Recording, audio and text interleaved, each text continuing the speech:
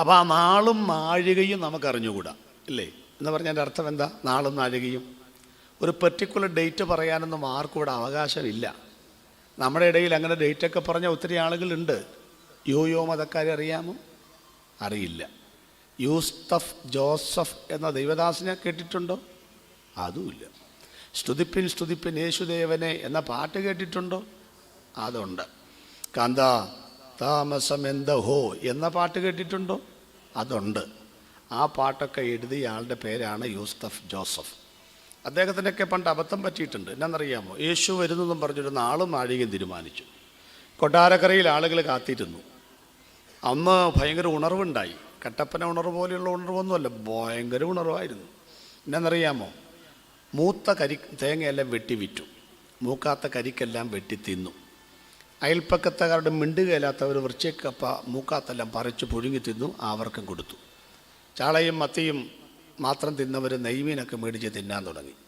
ബാങ്കിലിട്ടിരിക്കുന്ന പണമെല്ലാം withdraw ചെയ്തു. Postmortem ചെയ്ത് വരുന്ന പോലെ, മെഡിക്കൽ കോളേജിൽ നിന്ന് വരുന്ന പോലെ 10 രൂപ സെല്ലേട്ട് വെച്ച് ഒട്ടിച്ച ആളുകളൊക്കെ 500ഉം 1000ഉം ചെക്കൊക്കെ എഴുതിയിടാൻ തുടങ്ങി. എന്താ കാര്യം? ആര് വരാൻ പോകുന്നു? ഇന്നത്തെ സഭയുടെ ഈ ഉറക്കം കാണുമ്പം അങ്ങനത്തെ ഒരു നുണ പറഞ്ഞെങ്കിലോ എന്ന് എനിക്കും തോന്നാറുണ്ട്. പക്ഷെ നമുക്കങ്ങനെയൊന്നും പറയാനുള്ള ഒരു തൻ്റെ ഇടമില്ല, ശരിയുമല്ലാത്തതുകൊണ്ട് ഞാൻ അങ്ങനെയൊന്നും പറയുന്നില്ല. എന്തായിരുന്നാലും കൊട്ടാരക്കരയിൽ ആളുകൾ കൂടിയിരുന്നു, യേശു വന്നില്ല. അന്ന് വരാതിരുന്നപ്പോൾ അദ്ദേഹം എഴുതിയ പാട്ടാണ്, ഇത്ര മനോഹരമായ പാട്ടാണ്. കാന്ത താമസം എന്തഹോ വരുവാൻ യേശു, കാന്ത താമസം എന്തഹോ, എൻ്റെ അറിവ് ശരിയാണെങ്കിൽ. പക്ഷേ അദ്ദേഹത്തോട് നേരം ഇവിടുത്തെ ആളുകൾ ചോദിച്ചു, യേശു വന്നില്ലേ? അദ്ദേഹം പറഞ്ഞു, വന്നല്ലോ. എപ്പോൾ? കഴിഞ്ഞ രാത്രിയിൽ. അപ്പോൾ ഞങ്ങൾ കണ്ടില്ലല്ലോ. നിങ്ങൾ വചനം പഠിക്കണം. അന്ത്യകാഹള നാദത്തെങ്കിൽ പെട്ടെന്ന് എന്ന് പറഞ്ഞാൽ നോ, ആറ്റമിനിടയിൽ വിഭജിക്കുവാനാകാത്ത സമയത്ത് യേശു വരുമെന്നാണ് വചനം. നിങ്ങൾ കഴിഞ്ഞ രാത്രി കണ്ണടച്ചായിരുന്നോ? എത്രയോ പ്രാവശ്യം അന്നേരം വന്നുപോയി. അപ്പോൾ സഭ ഇവിടെ ഉണ്ടല്ലോ, പോയച്ച് ഞങ്ങൾ വന്നു. അപ്പോൾ ഇവിടെ എന്തോ സഹസ്രാബ്ദ വാഴ്ച ആരംഭിച്ചു. അങ്ങനെ പറഞ്ഞാണ് അദ്ദേഹം രക്ഷപ്പെട്ടത്. ഉപദേശിമാരെ ഒരു പരിധിവരെ വർത്തമാനം പറഞ്ഞ് തോപ്പിക്കാൻ ആർക്കും പറ്റത്തില്ലല്ലോ. എന്തായിരുന്നാലും അങ്ങനെ അബദ്ധത്തിൽപ്പെട്ട ധാരാളം ആളുകളുണ്ട്. ഇതുവരെ ഞാൻ എഴുതിയ ലഘുലേഖയിൽ ഒരു ലഘുലേഖ 70 എതിർ ക്രിസ്തുക്കളുടെ പേരും മേലുവിലാസവും വെച്ച് എഴുതിയ ലഘുലേഖയാണ്.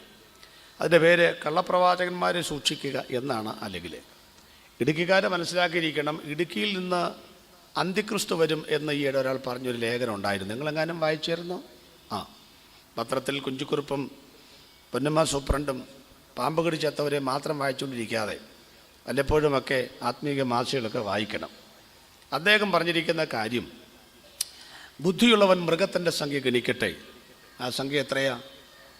അതൊരു മനുഷ്യൻ്റെ സംഖ്യ എത്രയേ? 666. 3 6കൾ ചേരുമ്പോഴാണ് എത്രയാവുന്നത്? 666 ആകുന്നത്. 3 6 ചേർന്ന സ്ഥലമാണ് മൂന്നാർ. കേട്ടിട്ടുണ്ടോ? അപ്പം 3 6 ചേർന്ന സ്ഥലമാണ് മൂന്നാർ. ഈ മണ്ട ശിരോമണിക്ക് എവിടെ നിന്നാണ് കിട്ടിയെന്ന് എനിക്കറിയത്തില്ല. എൻ്റെ അറിവിൽ 3 6 ചേർന്ന സ്ഥലമാണ് ഞങ്ങളുടെ അടുത്തുള്ള മൂവാറ്റുപുഴ. അത് പുള്ളിയുടെ കണ്ണിൽ പെട്ടുമില്ല, ഇത് പുള്ളിയുടെ കണ്ണിൽ പെടുകയും ചെയ്തു. അപ്പോൾ പുള്ളിയുടെ നിഗമനത്തിൽ നമ്മുടെ അടുത്തുള്ള മൂന്നാറിൽ നിന്നാണ് ആര് വരുന്നത്? എതിർ ക്രിസ്തു വരിക എന്നാണ് പറഞ്ഞിരിക്കുന്നത്. അതാ ക്രിസ്തു അവിടെ എന്ന് പറഞ്ഞാൽ നിങ്ങൾ ഇറങ്ങി പുറപ്പെടരുത്. ഇതാ ക്രിസ്തു ഇവിടെ എന്ന് പറഞ്ഞാൽ നിങ്ങൾ ഇറങ്ങി പുറപ്പെടരുത്. ഇതെല്ലാം ഈറ്റുനോവിൻ്റെ ആരംഭമാണ്. ക്രിസ്തു തലയോലപ്പറമ്പിലോ തലശ്ശേരിയിലോ അല്ല പ്രത്യക്ഷനാകുന്നത്. പിന്നെ എവിടെ പ്രത്യക്ഷനാകുന്നത്?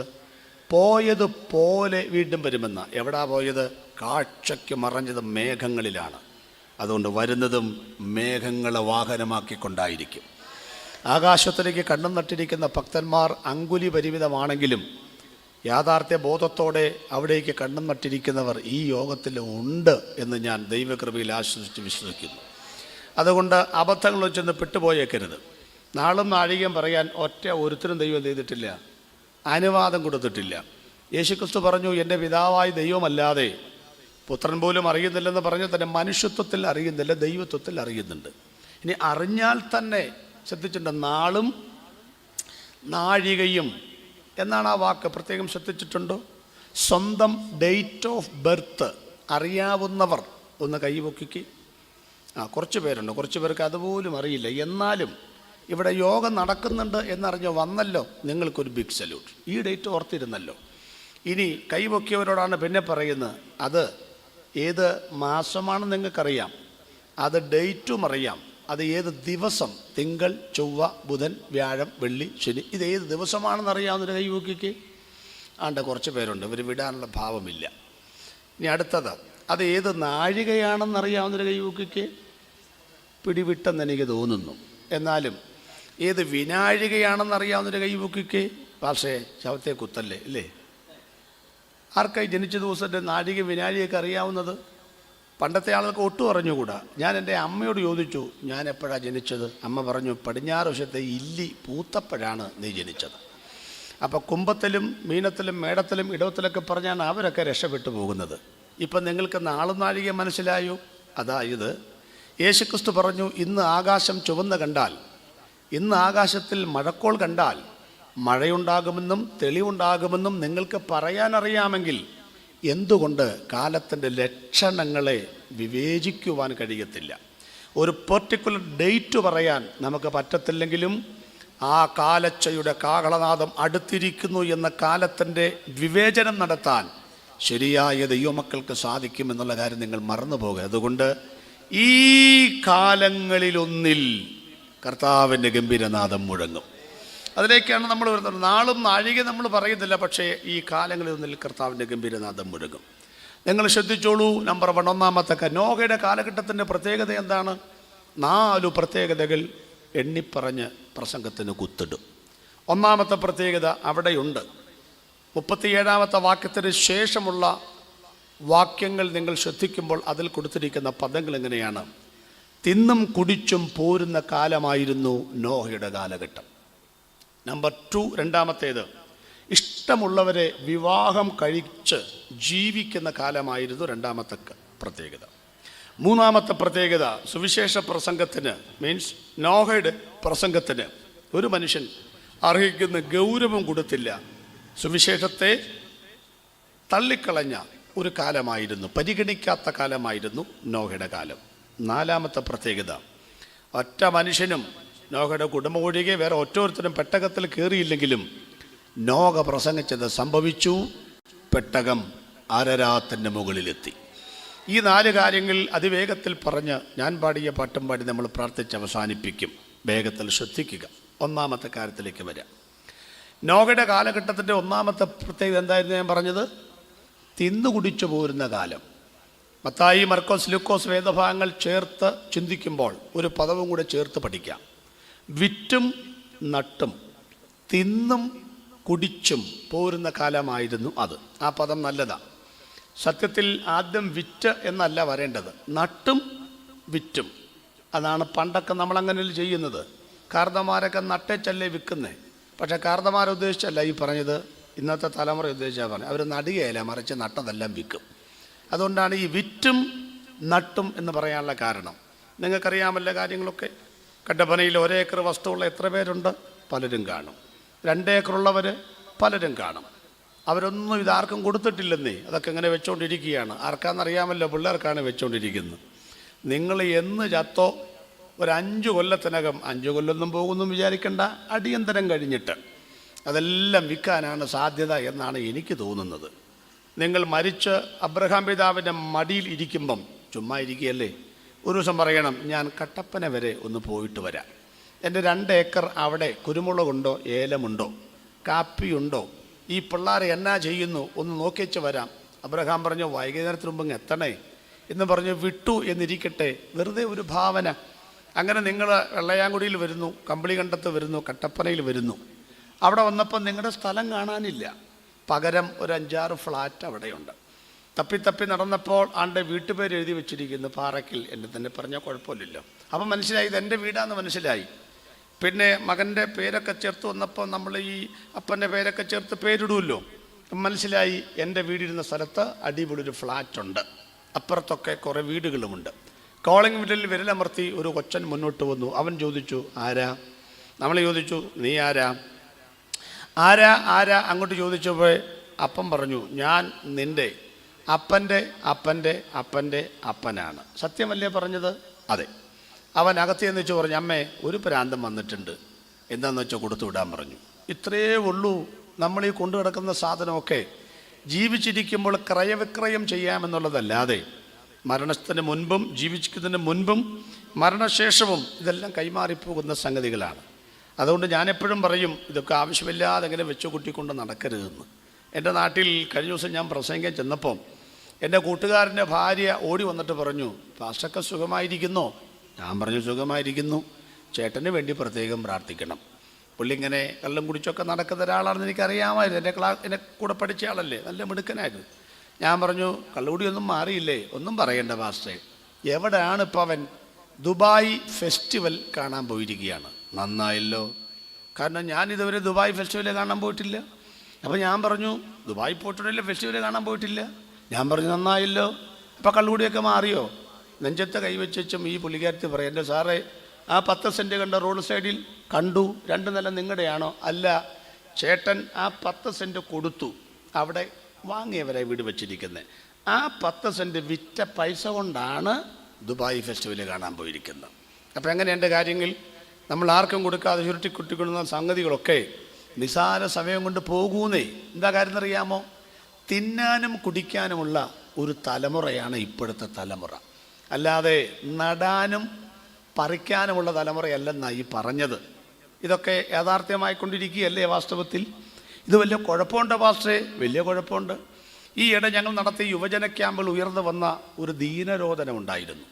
പെന്തക്കോസ്തുകാരുടെ പാപം എന്താണെന്ന് ചോദിച്ചപ്പോൾ ഒരാൾ പറഞ്ഞത് ഫുഡ് ആണെന്നാണ്. ഫുഡ് എന്ന് പറഞ്ഞാൽ ഭക്ഷണമാണ് ഇപ്പോഴത്തെ പെന്തക്കോസ്തുകാരുടെ പാപം എന്നാണ് ഒരാൾ പറഞ്ഞത്.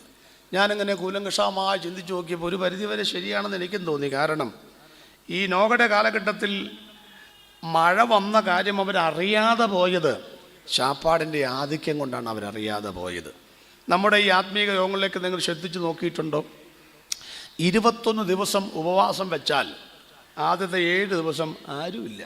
ഉപവാസം പ്രഖ്യാപിച്ച് പോയല്ലോ എന്ന് കരുതി പാസ്റ്ററും ഭാര്യയും ഇരിക്കും, ചിലപ്പോൾ വൈകിട്ട് കഞ്ഞിയും കുടിക്കും. രണ്ടാമത്തെ ആഴ്ച ആകുമ്പോഴേക്കും ഒരു 50% ആൾക്കാർ വരും. പിന്നെ ഏതാണ്ട് ഒരു 70, 80, 90% ആളുകൾ വരുന്ന അവസാനത്തെ 3 ദിവസമാണ്. അത് 3 ദിവസം എന്നാണ് പേര്, പക്ഷേ 2.5 ദിവസമേ ഉള്ളൂ. പിന്നെ ഞായറാഴ്ചയാണ് സ്വഭാവന കൊടിയിറക്കം. അന്ന് ഫുൾ റേഞ്ചാണ്, ഫുൾ കോറന്തകയും. ഭയങ്കര ആളാണ്, ഭയങ്കര ആത്മനെന്നറിയാമോ? അന്ന് കഞ്ഞിയും പയറും ഉണ്ട് ഉച്ചയ്ക്കത. അപ്പോൾ ഈ 21 ഇരുന്നാക്ക് കഞ്ഞിയും പയർ ഇറങ്ങുകയില്ല, ആരുമില്ലാത്തതുകൊണ്ട് ഒച്ചപ്പാടും പാട്ടും പ്രാർത്ഥനയും. 2.5 ദിവസം ഇരുന്നവൻ 2.5 കിലോ അരിയുടെ കഞ്ഞിയും കുടിക്കും. വാഴക്കൊമ്പും ഏത്തക്കായുടെ വെട്ടിക്കണ്ടിച്ച് തിന്നും. 50 പൈസയുടെ നാരങ്ങാച്ചാറൊക്കെ കടിച്ച് ഊർത്തിയായിരുന്നത്. ഇവൻ സത്യത്തിൽ ഉപവസിക്കാതിരുന്നാൽ മതിയായിരുന്നു നമുക്ക് തോന്നിപ്പോകും. എന്തിനോടാണ് ആൾക്ക് താല്പര്യം എന്ന് മനസ്സിലായോ? ശാപ്പാടിനോടാണ് താല്പര്യം ആളുകൾക്ക്. ആത്മീക ആഹാരമുണ്ട്, ഭൗതിക ആഹാരമുണ്ട്. നമുക്ക് ഏതിനോടാണ് കൂടുതൽ ഇൻട്രസ്റ്റ്? ഭൗതിക ആഹാരത്തോടാണ്. നിങ്ങൾ ശ്രദ്ധിച്ചിട്ടുണ്ടോ? ഇതാ ഈ കട്ടപ്പന നിങ്ങൾ ഇറങ്ങിയതോ, ഞാനൊക്കെ രാത്രിയിലെ യാത്രക്കാരാണ്. 2 മണിക്കും 3 മണിക്കും 4 മണിക്കൊക്കെ നിലമ്പൂരുകാരൊക്കെ പ്രൊഡക്റ്റ് ചെയ്തതായിരിക്കാം കുഴിമന്തി, ഇല്ലേ? കുഴിമാന്തി എന്നൊക്കെയാണ് ചെല്ല് പറയുന്നത്. ഈ സാധനമൊക്കെ ഈ സമയത്തൊക്കെ അടിക്കുന്ന പിള്ളേരെ നിങ്ങൾ കാണണം കേട്ടോ. പണ്ടൊക്കെ സന്ധ്യാസമയത്ത് കഞ്ഞി കുടിച്ചിട്ട് നമ്മൾ കിടന്നുറങ്ങുകയാണ്. പണ്ടത്തെ കാലം എന്നാ നിങ്ങൾക്കറിയാമല്ലോ. എന്ത് തിന്നും, എന്ത് കുടിക്കും, എന്ത് ഉടുക്കും എന്ന് നിങ്ങൾ ശരീരത്തിനായിക്കൊണ്ടും ജീവനായിക്കൊണ്ടും വിചാരപ്പെടുന്നത് എന്ത്? ശരിയാണ്. ഞാനൊക്കെ പണ്ട് കാലത്ത് ഒരു പാവപ്പെട്ട വീട്ടിലാണ് ജനിച്ചത്. പാറപ്പുറത്തൊരു വീട്. അതുകൊണ്ടല്ല പാറയ്ക്കൽ എന്ന പേര് വന്നത്, അതിന് മുമ്പേ ഇട്ട പേരാ. അതൊരു ഒരു പുറംപോക്ക് വസ്തുവാണ് കേട്ടോ. ഊരാളിച്ചേമ്പെന്ന് പറയുന്ന, കൊന്തവാഴ എന്നൊക്കെ പറയുന്ന, പല നാട്ടിലും കൂവച്ചേമ്പെന്നൊക്കെ പറയുന്ന ആ സാധനമൊക്കെ തിന്നാ ഞാനൊക്കെ ചെറുപ്പത്തിൽ വളർന്നു വന്നത്. സമഗ്ര ശിശു മാതൃ സംരക്ഷണ കേന്ദ്രത്തിൽ ഉപ്പുമാവും കുറുക്കൊക്കെ തിന്നാണ് വളർന്നു വന്നത്. 4 മണി വിട്ടാൽ ഫുട്ബോൾ കോർട്ടിലേക്ക് ഇറങ്ങത്തുള്ളൂ, വീട്ടിൽ പോകത്തില്ല, കാരണം അവിടെ ഒന്നും തിന്നാനില്ലെന്നേ. അപ്പം അന്ന് ഞങ്ങൾ ചോദിച്ചൊരു ചോദ്യമാണ്, എന്ത് തിന്നും? അഥവാ തിന്നാൻ എന്തെങ്കിലും ഉണ്ടെങ്കിൽ വല്ല കപ്പയും ഒക്കെ അല്ലാതെ അതിനപ്പുറത്തോട്ട് കാര്യങ്ങളൊന്നും ഉണ്ടെന്ന് എനിക്ക് തോന്നുന്നില്ല. കപ്പ ഒരു കാലത്ത് നമ്മുടെയൊക്കെ ഒരു പ്രധാനപ്പെട്ട ആഹാരമായിരുന്നല്ലോ. കപ്പയും പെന്തക്കോസ്തുകാരും തമ്മിൽ അഭേദ്യമായൊരു ബന്ധവുമുണ്ട്. കപ്പയും കഞ്ഞിയും തീർക്കുവാൻ ഒത്തിരി പേരെ ചേർക്കുവാൻ എന്നൊക്കെ പണ്ട് പാട്ടുണ്ടായിരുന്നു. ഇത്ര വലിപ്പമുള്ള കിഴങ്ങിനെ ഈ കലത്തിൽ പുഴുങ്ങാൻ പാത്രങ്ങൾ ഒന്നുമില്ല, നിൻ്റെ കപ്പ എത്ര വലിപ്പമഹോ എന്നൊക്കെ വന്ദനമേശ്വര പാട്ട് ട്യൂണിലൊക്കെ പാട്ടുപാടി പെന്തക്കോസ്തുകാരെ കളിയാക്കിയ കാലം ഉണ്ടായിരുന്നു. കപ്പ മൂക്കുവോളം യോഗം കൂടണം, കപ്പ വേവുവോളം പ്രസംഗം നീട്ടണം. ഇതൊക്കെ പെന്തക്കോസ്തിൻ്റെ തനതായ നിർവചനങ്ങളാണ്. എന്ന് പറഞ്ഞാൽ വൃശ്ചികക്കപ്പ മൂക്കുന്നൊരു കുടുംബയോഗമാണ്. അന്ന് ഈ പിസ്സായൊന്നും ഇല്ലെന്നേ. കപ്പയാണ് എപ്പോൾ നോക്കിയാലും കപ്പയും കട്ടൻ മുളകും കട്ടൻ കാപ്പിയുമാണെന്ന് യോഗത്തിന് കൊടുക്കുന്നത്. അടുക്കള വശത്താണ് വീട്ടുകാരിയ്ക്കുന്നത്. അപ്പോൾ ദൈവദാസൻ പ്രസംഗം തീർക്കാൻ നേരത്ത് ഈ വചനങ്ങൾ പറഞ്ഞുകൊണ്ട് ഈ പ്രസംഗം അവസാനിപ്പിക്കുന്ന പറയുന്നതിന് മുമ്പേ അമ്മച്ചി അവിടെ നിന്ന് പറയും, സ്തോത്രമല്ലേലു എന്ന് പറഞ്ഞാൽ കപ്പ വെന്തിട്ടില്ല, മുന്നോട്ട് പോട്ടെ എന്നാണ്. അപ്പോൾ ദൈവദാസൻ പറയും, അവസാനിപ്പിക്കണമെന്നാണ് ഞാൻ ആഗ്രഹിച്ചത്, പക്ഷേ ദൈവാത്മാവിൽ ചില ചിന്തകൾ കൂടെ എനിക്ക് തരുന്നു എന്ന് പറഞ്ഞുകൊണ്ട് അടുത്ത ഭാഗത്തോട്ട് കിടക്കും. അങ്ങനെ ഈ കപ്പയെ ആളുകൾ കളിയാക്കിയ ഒരു കാലം ഉണ്ടായിരുന്നു. സത്യത്തിൽ ഞാനൊന്നും പറയാൻ ഉദ്ദേശിച്ചതല്ല. നിങ്ങൾ ചിന്തിക്കും, പാസ്റ്ററെ റൈബൻഡിൻ്റെ ഷർട്ടാണ് ഇട്ടിരിക്കുന്നത്, റൈബാൻഡിൻ്റെ കണ്ണടയാണ് വെച്ചിരിക്കുന്നത്, ലിവിങ്ങിൻ്റെ പാറ്റം ഡെക്മാർക്കിൻ്റെ ഷൂവുമൊക്കെ ഇട്ട് വന്നിരിക്കുന്ന ഞങ്ങളോട്, 1999 ചുരിദാറുമൊക്കെ വന്ന് ഞങ്ങളോട് കാര്യം പണ്ടത്തെ കപ്പയൊക്കെ തിന്നെങ്കിൽ അതൊക്കെ പറയാതെ നാണം കെടുത്താതെ എന്നൊക്കെ പറയുന്ന ആളുകൾ കണ്ടേക്കാം. ഞാൻ പറയുന്നില്ലെന്ന് വിചാരിച്ചതാണ്. ചില ആളുടെ മുഖം കണ്ടപ്പോൾ ഒരു കാര്യം മനസ്സിലായി. പണ്ട് സ്വന്തം പറമ്പിൽ കപ്പ ഇല്ലാത്തത് കൊണ്ട് കുട്ടികൾ വിശന്ന് പറഞ്ഞപ്പോൾ അടുത്തുള്ള പറമ്പിൽ മൂക്കാത്ത കപ്പ പതുങ്ങിയിരുന്ന് മാന്തി പറിച്ചപ്പോൾ അവൻ പന്നിക്കിട്ട് വെച്ച വെടി കൊണ്ടവർ വരെ എവിടെ ഉണ്ടോയെന്നൊരു സംശയമുണ്ട്. ഉണ്ട അവിടെ ഇരുന്നോട്ടെ, പക്ഷേ വന്ന കാലങ്ങൾ മറക്കാത്തവർ ആ കപ്പയെ ഉയർത്തിയതിനേക്കാൾ അപ്പുറത്ത് നമ്മെ ഉയർത്തിയെന്ന് വിശ്വസിക്കുന്നവർക്കായി ദൈവത്തിന് സ്തോത്രം. കപ്പ ഇപ്പോൾ 5 സ്റ്റാർ പാർട്ടിയാണ്. ബ്രസീലിലാണ് പുള്ളി ജനിച്ചത്. പക്ഷേ മഞ്ഞ കളറിട്ടപ്പോൾ മഞ്ഞയോട് ആകർഷണം അവർക്കുള്ളത് കൊണ്ട് ആള് 5 സ്റ്റാറെ കയറിയെന്നേ, പണക്കാരുടെ ആഹാരമാണെന്നേ. കപ്പ 5 സ്റ്റാറെ കയറിയെങ്കിൽ അത് തിന്നിട്ടും കർത്താവിൻ്റെ കലപ്പയിൽ നിന്ന് കൈയെടുക്കാത്തവൻ എവിടെ കയറുമെന്നറിയാമോ? 5 സ്റ്റാർ അല്ല, 6 9 ഒന്നാമത്തെ നക്ഷത്രത്തിലുമല്ല, അവസാന നക്ഷത്രവും കിടന്ന് 1000 കോടി വാനഗോളങ്ങളെ താണ്ടി പോയിടുന്ന മാർഗം ഊഹിക്കാൻ പോലും പറ്റില്ല. അതവിടെ നിൽക്കട്ടെ. അപ്പം എന്ത് തിന്നുമെന്ന് ഒരു കാലത്ത് ചോദിച്ചു. ഇപ്പോഴങ്ങനൊന്നും അല്ല കേട്ടോ. കൊട്ടാരക്കര കരിക്കത്തൊരു കൺവെൻഷൻ കഴിഞ്ഞു. പ്രഭാത ഭക്ഷണം മേശപ്പുറത്ത് വന്നു, 17 ഐറ്റംസ്. ആൻറ്റി പറയുന്നു എല്ലാം തിന്നിട്ടേ പാസ്റ്റ് എഴുന്നേക്കാവൂന്ന്. ഞാൻ ചോദിച്ചത് ബ്രേക്ക്ഫാസ്റ്റ് ആണോ ബ്രേക്ക് ഡാൻസ് ആണോ? എല്ലാം കൂടെ തിന്നണമെങ്കിൽ എല്ലാം കൂടെ കഴിക്കണ്ടായോ? അന്നാണ് ഞാൻ മനസ്സിൽ രണ്ടാമത്തെ ചോദ്യത്തിൻ്റെ ഫോം ചെയ്തത്. കർത്താവേ, ചെറുപ്പകാലത്ത് ചോദിച്ചു എന്ത് തിന്നും, ഇപ്പം ചോദിക്കുന്നു ഏത് തിന്നും. ശരിയല്ലേ? അപ്പന് പുട്ടും കടലയും, അമ്മയ്ക്ക് പഴങ്കഞ്ഞി, പിള്ളേർക്ക് നൂഡിൽസ്, വീട്ടുകാരിക്ക് ഇന്നലത്തെ കഞ്ഞി വളിച്ചതും. അപ്പോൾ ഒരു വീട്ടിൽ തന്നെ പ്രഭാതത്തിൽ 3-4 ഭക്ഷണമല്ലേ? അപ്പം എന്ത് തിന്നുമെന്ന് ചോദിച്ച സ്ഥാനത്ത് ഇപ്പം എന്തോ ചിന്തിക്കുന്നു, ഏത് തിന്നും. ഏത് തിന്നും എന്ന് ഞാൻ പറഞ്ഞിട്ടും ചില ചിരിക്കാതെ ചിന്തിച്ചുകൊണ്ടിരിക്കുന്നു. എന്താ ചിന്തിക്കുന്നത്? എങ്ങനെ തിന്നും എന്നോർത്തിട്ടാണ്. എന്താ എങ്ങനെ തിന്നെന്ന് പറഞ്ഞാൽ പെട്ടെന്നൊരു തലകറക്കം. നേരെ ആശുപത്രി കൊണ്ടുപോയി. സൈക്കിൾ പമ്പിന് കാറ്റടിക്കുന്ന പോലെ ഏതാണ്ട് ചുറ്റിക്കെട്ടിട്ട് പീച്ചു പറഞ്ഞു. എവിടെ നോക്കിയിരിക്കുകയായിരുന്നു? 360. ഇല്ല മോളെ, അടുത്ത ഇടവത്തിൽ എനിക്ക് 59 ആവത്തുള്ളൂ. വയസ്സല്ല പറഞ്ഞത്, പ്രഷറും ഷുഗറുമൊക്കെ കയറിപ്പോയ കാര്യമാണ് ഈ പറഞ്ഞത്. അതുകൊണ്ട് മലയെപ്പൊലയനാ മാടത്തിൻ മുറ്റത്ത് മഴ വന്ന നാളൊരു വാഴ നട്ടു, മനതാരിൽ ആശകൾ പോലതിൽ ഓരോരോ മരതകക്കൂമ്പ് പൊടിച്ചു വന്നു. ചില നോക്കുന്നു അത് സദൃശവാക്യമാണോ സങ്കീർത്തനമാണോ? രണ്ടുമല്ല, ചെങ്ങമ്മയുടെ വാഴക്കൊലയാണ്.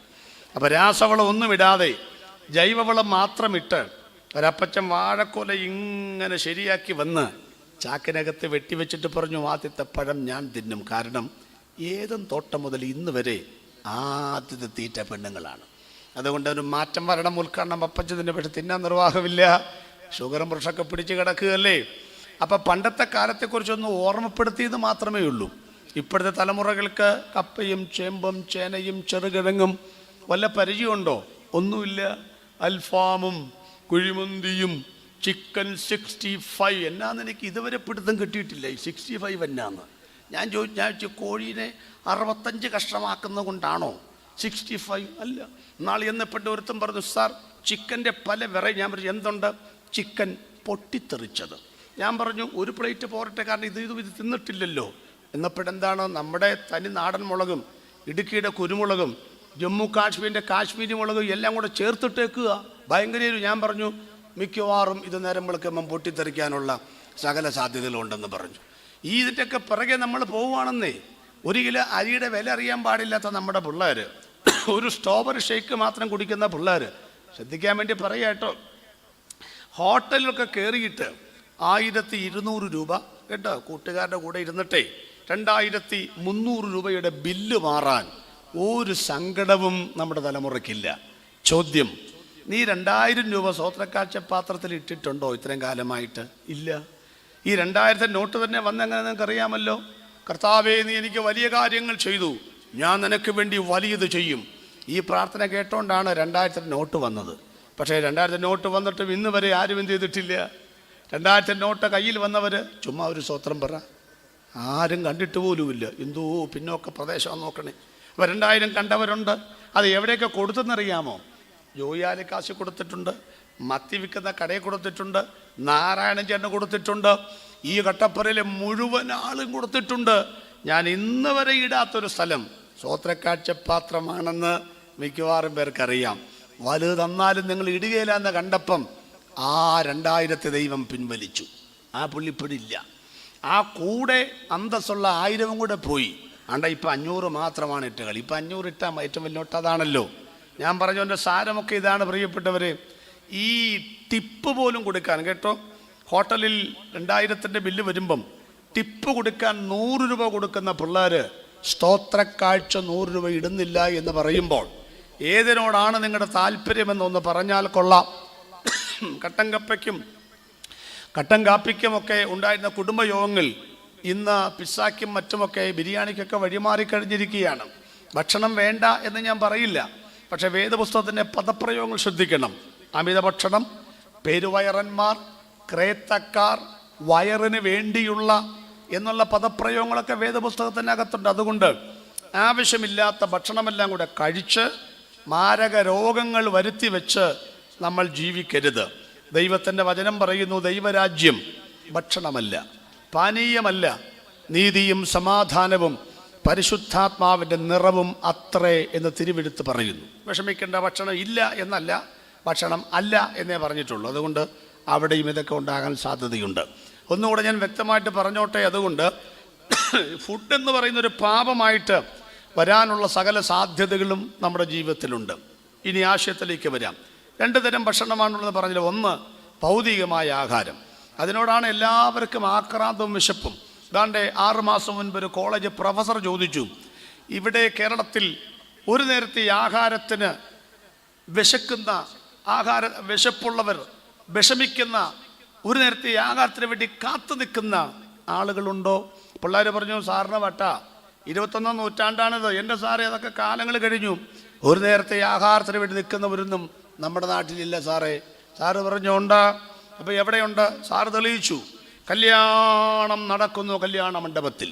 കല്യാണം, നമ്മുടെ കല്യാണം അങ്ങനല്ലേ, കല്യാണം നടക്കുന്നു. അണ്ട് നിലമ്പൂർ പണ്ട് ഞാൻ കല്യാണം നടത്തിയേച്ച് എനിക്ക് നെടുങ്ങാടപ്പള്ളി ചർച്ചോടിൻ്റെ ജനറൽ കൗൺസിൽ പ്രസംഗിക്കണം. ഞാൻ പറഞ്ഞു, എനിക്ക് പെട്ടെന്ന് ആഹാരം വേണം. ഞാനവിടെ ചെന്നപ്പം ഈ കല്യാണം കഴിഞ്ഞ് ഒരു ജുബ്ബ മാറിയച്ചും ഓടിച്ചെന്നപ്പം വാതക്ക് നിൽക്കുന്ന പുള്ളി പറയുക, ഹൗസ്ഫുള്ളാണ്, ഇവിടെ നിറഞ്ഞു എന്ന്. ഞാൻ ചോദിച്ചു, അതെപ്പോൾ സംഭവിച്ചു? പുള്ളി പറഞ്ഞു, ഇത് യഹോവയാൽ സംഭവിച്ചു. സാറിൻ്റെ ദൃഷ്ടിയിൽ ആശ്ചര്യവുമായിരിക്കുന്നു. കല്യാണം നടന്നുകൊണ്ടിരിക്കുമ്പോഴേ കല്യാണപ്പന്തൽ നിറയുന്ന ലോകമാണിത്. കണ്ടിട്ടുണ്ടോ നിങ്ങൾ? ഞാനിവിടെ വിഷമിച്ച് നിൽക്കുക. ഞാൻ ചോദിച്ചു, ഇതൊക്കെ എപ്പോൾ സംഭവിച്ചു? അടുത്ത കാര്യം കേൾക്കണോ? സദ്യമെല്ലാം കഴിഞ്ഞേച്ചും ഒരു പുള്ളി ഇറങ്ങി വന്ന് എന്നോട് ചോദിക്കുക, കൈ കഴുകുന്ന സ്ഥലം എവിടാന്ന്. അപ്പം ഈ പുള്ളി കൈ കഴുകിയേച്ചല്ല കയറുന്ന മനസ്സിലായില്ലേ? ഇനി ഞാനെന്തോ കൈ കഴുകിയെന്നറിയാമോ? എനിക്ക് സമയം കിട്ടിയത് കൊണ്ടും ആദ്യത്തെ ഏറ്റത്തിൽ സീറ്റ് കിട്ടാതിരുന്നുകൊണ്ടാണ് ഞാൻ കൈ കഴുകാൻ പോയത്. അല്ലെങ്കിൽ ഞാനും കഴുകുകയില്ലെന്ന്. ഞാനിതൊക്കെ പറയുന്നതിൻ്റെ കാര്യം നിങ്ങൾക്ക് മനസ്സിലായോ?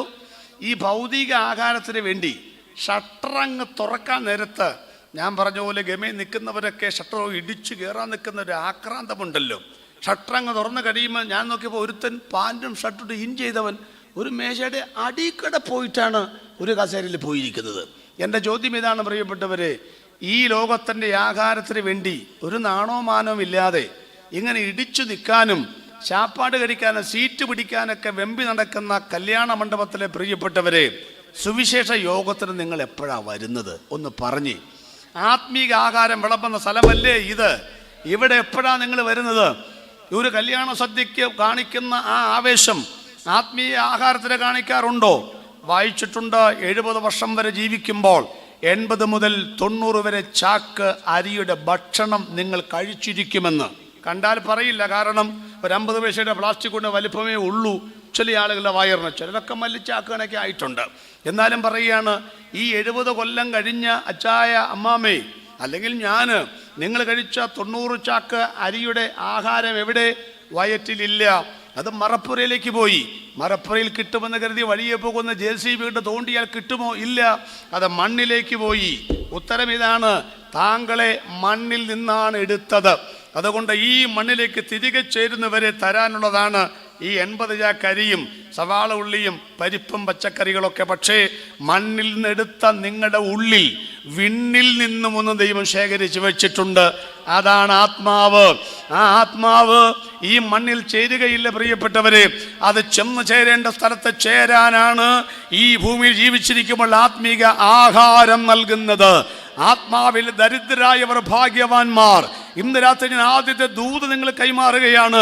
കർത്താവേ, നിന്റെ വചനത്തിന് മുൻപാകെ വിറയ്ക്കുന്നവരായിരിക്കാൻ, ആത്മീക ആഹാരത്തിന് വേണ്ടി ദാഹിക്കുന്നവരായിരിക്കാൻ, അതിനോടൊരു ആവേശമുണ്ടാകാൻ, പ്രാർത്ഥിച്ചിട്ടും മതിവരാത്ത, പ്രാർത്ഥിച്ചിട്ടും മടിവരാത്ത, പ്രസംഗിച്ചിട്ടും മതിവരാത്ത, കൊടുത്തിട്ടും മതിവരാത്ത, അന്യഭാഷ പറഞ്ഞിട്ടും മതിവരാത്ത, ആരാധിച്ചിട്ടും മതിവരാത്ത, എത്ര പാടിയിട്ടും മതിവരാത്ത ആ ഒരു ആത്മീക ദാരിദ്ര്യം. ഇരുനില വീടുണ്ടെങ്കിലും ഹൃദയത്തിന്റെ അന്തരംഗത്തിൽ മരിക്കും വരെ എനിക്ക് തരണമേ എന്ന് പ്രാർത്ഥിക്കുന്നവരുണ്ടെങ്കിൽ കരമൊന്ന് ഉയർത്തി ദൈവത്തിന് സ്തോത്രം ചെയ്യണമെന്നായി പറഞ്ഞു. വിറ്റും നട്ടും തിന്നും കുടിക്കുന്ന കാലമാണ്. അവരൊന്നും അറിഞ്ഞില്ലെന്നേ കർത്താവിന് അവരുടെ സമയം അറിഞ്ഞില്ലെന്നേ. അവിടെ നിൽക്കട്ടെ, രണ്ടാമത്തെ കാലത്തിലേക്ക് പെട്ടെന്ന് വരാം. അതൊന്നും വിശദീകരിക്കാനുണ്ട്, പക്ഷേ ബൈബിൾ ക്ലാസ് അല്ലല്ലോ, പ്രസംഗം പോലെ. രണ്ടാമത്തെ എന്നറിയാമോ? ഇഷ്ടമുള്ളവരെ കല്യാണം കഴിച്ചു. ഒന്ന് ശ്രദ്ധിക്കണം, കല്യാണം വിരോധമാണോ മക്കളെ? അല്ല. വിവാഹം എല്ലാവർക്കും മാന്യമാണെന്നേ, കിടക്ക നിർമ്മലമാണെന്നേ. നമ്മുടെ വിഷയം എന്നാണെന്നറിയാമോ? ഈ ജലപ്രളയം വരാൻ കാരണം എന്നാണെന്നറിയാമോ നിങ്ങൾക്ക്? ഉൽപ്പത്തി പുസ്തകം 6-ാം അധ്യായം വായിച്ചു നോക്കണം. അവിടെ വായിക്കുന്ന ദൈവത്തിൻ്റെ പുത്രന്മാർ മനുഷ്യരുടെ പുത്രിമാരെ സൗന്ദര്യമുള്ളവരെന്ന് കണ്ടിട്ട് തങ്ങൾക്ക് ബോധിച്ചവരെ ഭാര്യമാരായി എടുത്തു. പല വ്യാഖ്യാനങ്ങളുണ്ട്. അതിൽ ഒരു വ്യാഖ്യാനം ദൈവത്തിൻ്റെ പുത്രന്മാരെന്ന് പറയുന്നത് ദൂതന്മാരാണെന്ന.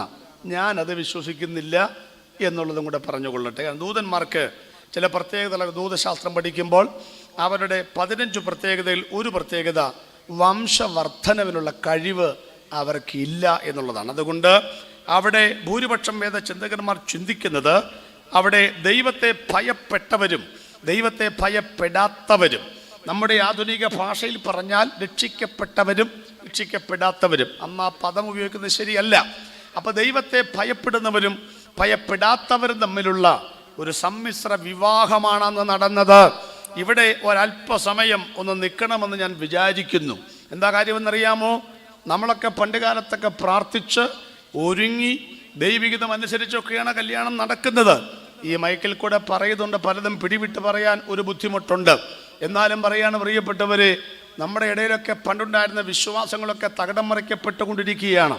കള്ളു കുടിക്കത്തില്ല, ബീഡി വലിക്കത്തില്ല, വെറ്റ മുറുക്കത്തില്ല, സിനിമ കാണത്തില്ല, ഭാര്യയെ തല്ലത്തില്ലെന്നൊക്കെ പറഞ്ഞ് ഒത്തിരി കാര്യങ്ങളൊക്കെ നമ്മൾ പറഞ്ഞിരുന്ന കൂട്ടത്തിൽ ഒന്നുണ്ടായിരുന്നു.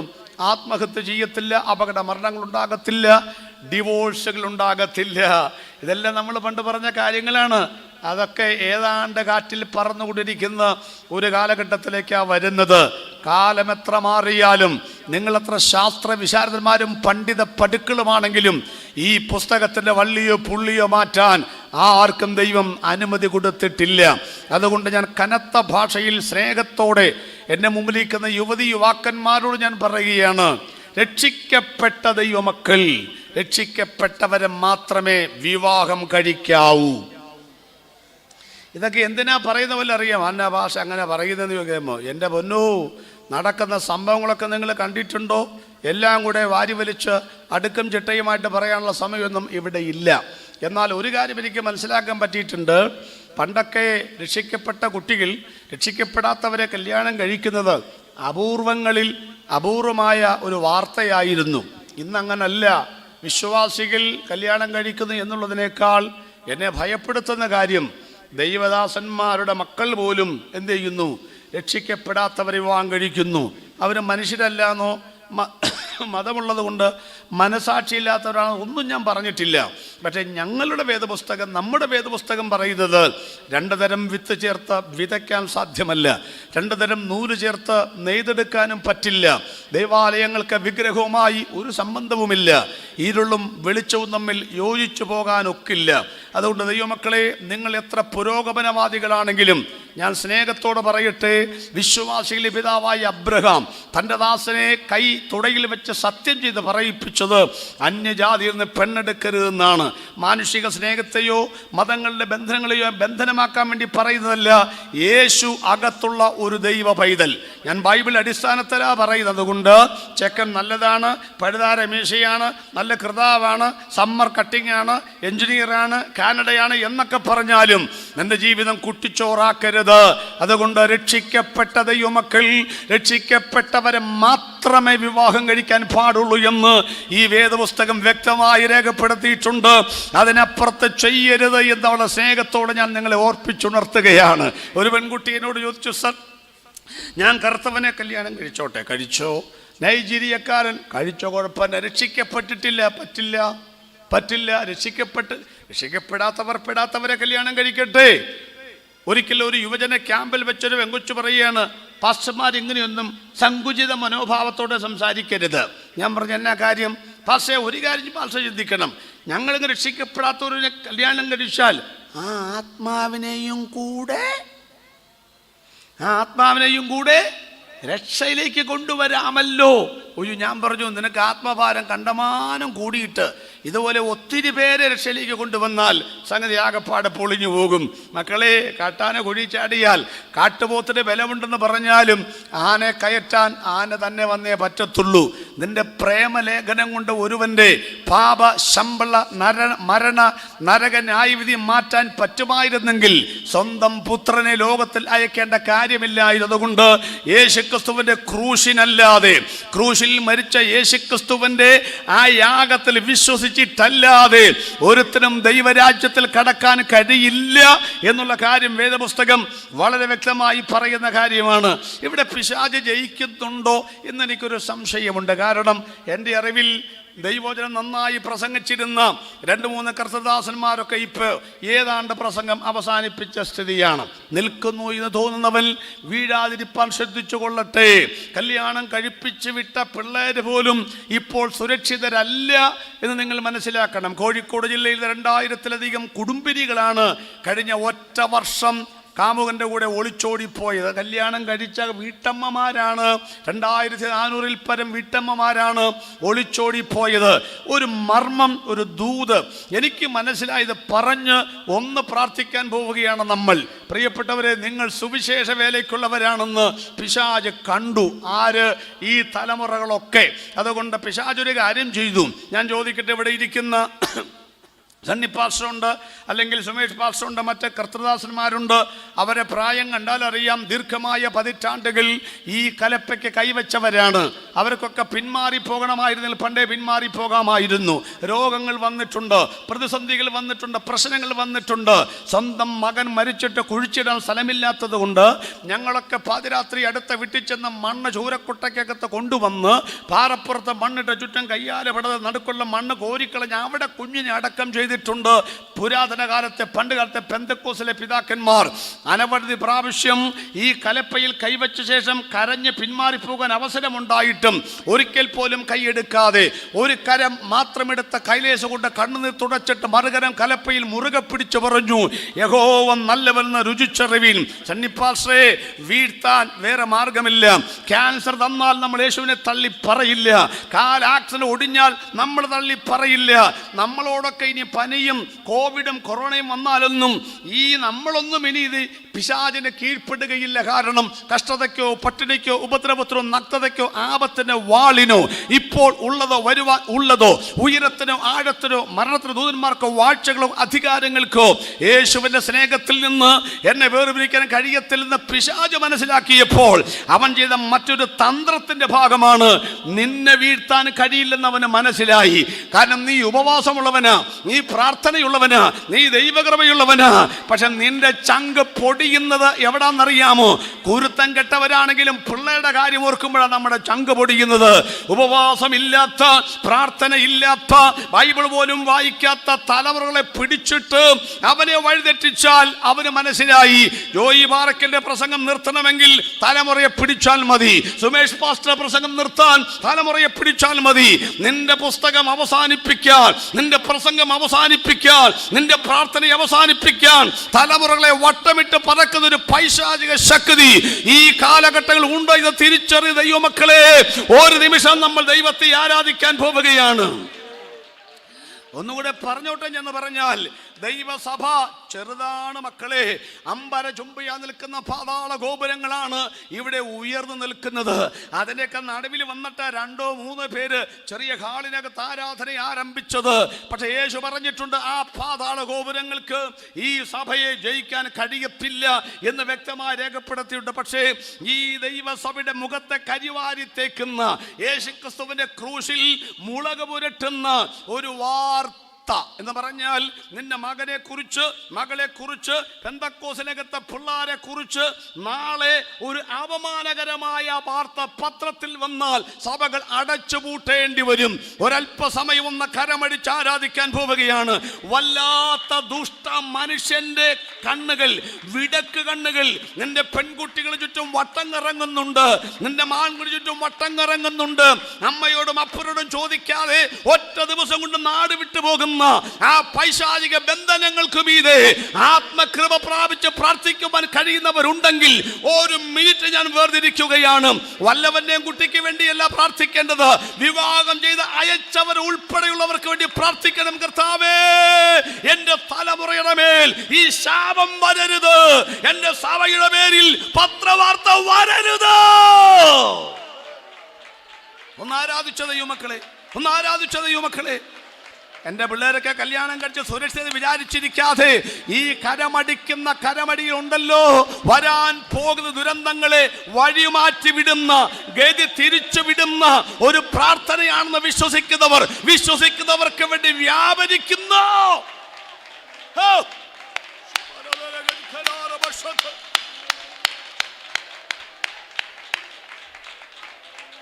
ഹല്ലേലൂയ,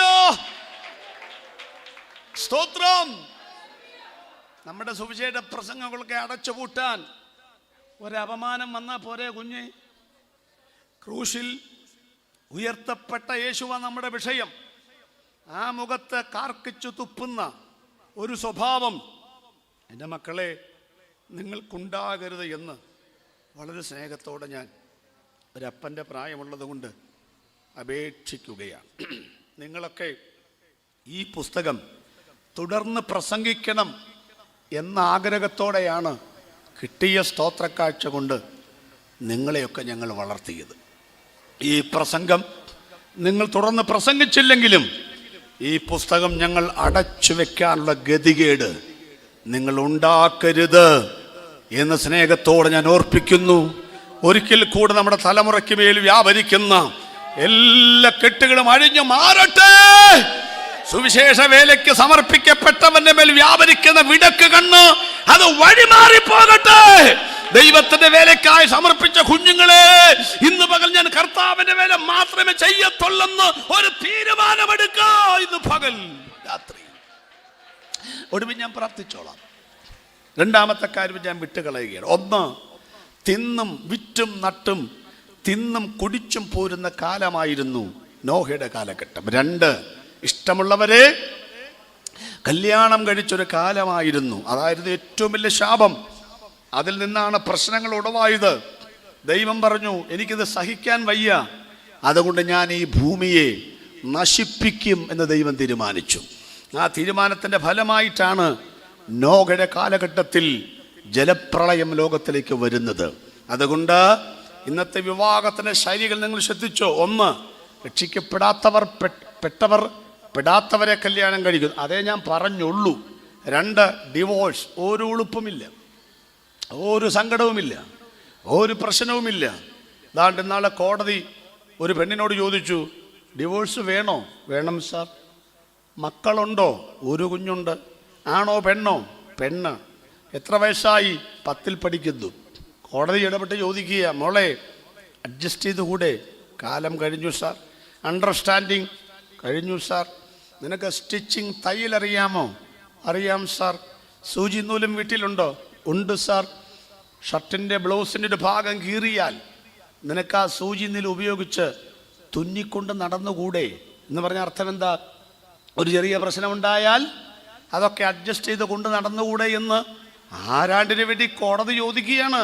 അപ്പോൾ ആ പെങ്കൊച്ച് പറയാണ്, അങ്ങനെ നടക്കാം സാർ, പക്ഷേ ഷർട്ടിൻ്റെ എല്ലാ ഭാഗവും കീറിയതാണെങ്കിൽ തുന്നുന്നതിനേക്കാൾ നല്ലത് പുതിയ ഷർട്ടിൻ്റെ പീസ് മേടിക്കുകയല്ലേ എന്ന്. കോടതി പറഞ്ഞു, ഡിവോഴ്സ് ചെയ്തോളാൻ. നിങ്ങൾക്കൊല്ലം പിടികിട്ടിയോ? പണ്ടൊക്കെ 25 കൊല്ലം കഴിയുമ്പോഴാണ് ഞങ്ങൾ വെഡ്ഡിങ് ആനിവേഴ്സറി, 25ാമത്തെ വിവാഹ വാർഷികം. ഇപ്പോഴങ്ങനല്ല, 1ാമത്തെ കൊല്ലം കൊടുക്കും ഫസ്റ്റ് വെഡ്ഡിങ് ആനിവേഴ്സറി. കാരണം ഇത് 25 വരെ പോകൂല എന്ന് അവർക്ക് പോലും അറിയാം.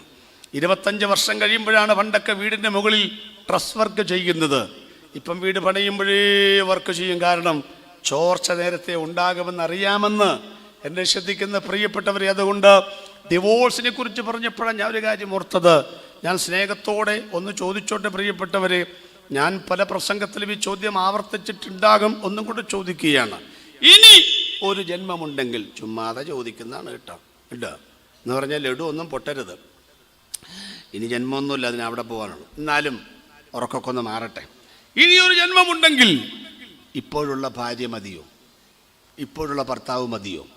എന്തായിരിക്കും ഉത്തരം? നിങ്ങളുടെ ആ നുണക്കുഴി വിരിയുന്ന കണ്ടാൽ അറിയാം. പാസ്റ്ററെ, ഈ ഓണത്തിന് പോലും പ്രതീക്ഷിച്ചു പ്രഷർ കുക്കർ എക്സ്ചേഞ്ച് മേളയ്ക്ക് പകരം ഈ ഏടാകൂടങ്ങളെ മാറുന്ന ഒരു മേള വന്നിരുന്നെങ്കിൽ എത്ര നല്ലതായിരുന്നു. നടന്നില്ല. അടുത്ത ചോദ്യം, ഇനി ഒരു ജന്മമുണ്ടെങ്കിൽ പിള്ളേരോടാണ് കേട്ടോ, ഈ കാരണവന്മാർ മതിയോ? ഈ അപ്പനും അമ്മയും മതിയോ? അവർ പറയും, അറം പറ്റുന്ന വാക്കൊന്നും പറയാതെ പാസ്റ്ററെ, യാതൊരു ബോധവും വിവരവും ബോധവും പൊക്കണമില്ലാത്ത കഴുതകൾ എന്ന് ഞങ്ങൾ വിളിക്കാത്തത് ഞങ്ങൾക്ക് എഞ്ചിനീയർ ഡോക്ടറും ആകാൻ വേണ്ടി പഠിപ്പിക്കുന്നത് കൊണ്ടാണ്. സത്യം അതാണ് പാസ്റ്റർ. അമ്മയ്ക്ക് നാളെ ഫോൺ വരുന്നു, ഹലോ ഹലോ ഹലോ, നീ ഒന്ന് നോക്കിയേടാ. അവൻ നോക്കിച്ച് പറഞ്ഞു, അമ്മേ ഫോൺ തലതിരിച്ചാ പിടിച്ചിരിക്കുന്നത്, അതാ കേൾക്കാത്തത്. അപ്പോൾ ഇതുങ്ങളെയൊക്കെ നമ്മൾ ഈ ജന്മം കൊണ്ട് നടക്കുന്നുണ്ടല്ലോ, അതുതന്നെ വലിയ അത്ഭുതമല്ലേ പ്രിയപ്പെട്ടവർ. ഇനിയൊരു ജന്മമുണ്ടെങ്കിൽ അസിം പ്രേംജിയുടെ, രത്തൻ ടാറ്റയുടെ, അദാനി, പറയാൻ നിർവാഹമില്ലേലും അംബാനിമാരുടെ, ബിൽഗേറ്റ്സിൻ്റെ ഒക്കെ വലിയ വലിയ ആളുകളുടെയൊക്കെ മക്കളാ ജനിക്കാനൊക്കെ ഒരു ആഗ്രഹം ആർക്കാ ഉണ്ടാവില്ലാത്ത 2 ചോദ്യങ്ങളും കാറ്റിൽ പറത്തിക്കൊണ്ട് 3ാമത്തെ ചോദ്യം നെഞ്ചിൽ കുത്തി ഞാൻ ചോദിക്കുന്നു. മറുപടി മൗനമല്ല വേണ്ടത്, കട്ടപ്പന മുഴുവൻ കേൾക്കത്തക്ക നിലയിൽ കരമടിച്ച് മറുപടി പറയണം. ഇനിയൊരു ജന്മമുണ്ടെങ്കിൽ ഭാര്യ ഭർത്താക്കന്മാരെ മാറ്റാൻ ആഗ്രഹിക്കുന്നവരെ കണ്ടേക്കാം, നടക്കില്ലെങ്കിലും. ഇനി ജന്മമുണ്ടെങ്കിൽ മാതാപിതാക്കളെയും മക്കളെയും മാറ്റാൻ ആഗ്രഹിക്കുന്നവരെ കണ്ടേക്കാം. 3ാമത്തെ ചോദ്യം, ഇനിയൊരു ജന്മമുണ്ടെങ്കിൽ ഇപ്പോൾ നിങ്ങൾ ആരാധിക്കുന്ന, ഇപ്പോൾ നിങ്ങൾ സേവിക്കുന്ന ഈ യേശുക്രിസ്തുവിനെ തന്നെ മതിയോ? നിങ്ങൾക്ക് ദൈവമായിട്ടെന്നൊരു ചോദ്യം ചോദിച്ചാൽ 5ാമത്തെ ദിവസം നിങ്ങൾ കെട്ടുപൊട്ടിച്ച് കരമടിച്ച് പറയണം, പാസ്റ്ററേ, ഒരു ജന്മമല്ല 1000 ജന്മം ലഭിച്ചാലും യേശുവല്ലാതെ ഞങ്ങൾക്ക് മറ്റൊരു ദൈവത്തെ വേണ്ട എന്ന് പറയുന്ന ആ അതുല്യമായ അവസ്ഥയുണ്ടല്ലോ. അവനൊപ്പം പറയാൻ ഒരാളില്ല, അവനെ പോലെ ആരാധനായിട്ട് ആരുമില്ല. അനുധാവനം ചെയ്യുവാൻ കൊള്ളാകുന്ന, ആരാധിക്കുവാൻ കൊള്ളാകുന്ന, അനുഗമിപ്പാൻ കൊള്ളാകുന്ന, പകരം വെക്കാനില്ലാത്തൊരു ദൈവം, അവന്റെ പേരാണ് യേശുക്രിസ്തു.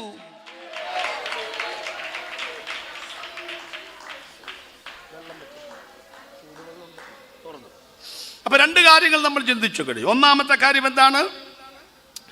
വിറ്റും നട്ടും തിന്നും കുടിച്ചും പോരുന്ന കാലമായിരുന്നു നോഹയുടെ കാലഘട്ടം. അതിപ്പോ 2 ഇഷ്ടമുള്ളവരെ കല്യാണം കഴിച്ചു. പ്രിയപ്പെട്ടവരെ, വീണ്ടും വീണ്ടും ആവർത്തിച്ച് പറയുകയാണ് ഞാൻ കേട്ടത്. അതുകൊണ്ട് നമുക്കിച്ചിരി വൈകിയാലും, മക്കളെ കുറച്ച് വൈകിയാലും തമ്പുരാൻ തൻ്റെ ജീവിതത്തിൽ വെച്ചത് ഒരു കണ്ടകശനിയായി മാറാതിരിക്കാൻ കാത്തിരിക്കൂ. അതിവേഗം കിട്ടുന്നതിനേക്കാൾ പ്രാർത്ഥിച്ചു കിട്ടുന്നത് ഇരട്ടി അനുഗ്രഹമായിരിക്കുമെന്ന് മാത്രം പറഞ്ഞ് ഞാൻ ആ ഭാഗം വിടുകയാണ്. 3ാമത്തെ ഭാഗത്തേക്ക് വരാം. നോഹയുടെ പ്രസംഗം ആരും ശ്രദ്ധിച്ചില്ല. കേൾക്കാത്തത് കൊണ്ടല്ല, അർഹിക്കുന്ന ഗൗരവം ആരും കൊടുത്തിട്ടില്ല. ഇതൊക്കെ നമ്മുടെ ഇടയിൽ നടക്കുന്നില്ലേ പ്രിയപ്പെട്ടവരെ? നമ്മൾ പ്രസംഗിക്കുന്നു.